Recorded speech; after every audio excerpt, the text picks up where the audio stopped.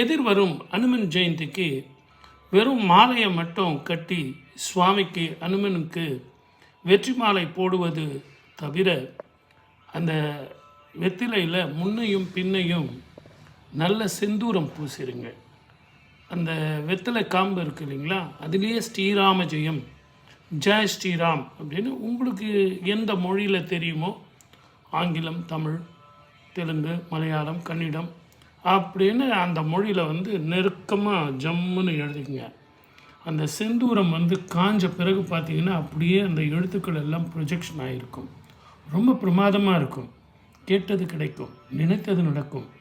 எதிர்வரும் அனுமன் ஜெயந்திக்கு அந்த வெத்திலையும் செந்தூரமும் ஸ்ரீராம நாமமும் சேர்ந்து மாலையாக கட்டி நீங்கள் போட்டிங்கன்னா கேட்டது கிடைக்கும்னு நான் சொல்கிறத விட செஞ்சு தான் பாருங்களேன், நிச்சயமாக நடக்கும்.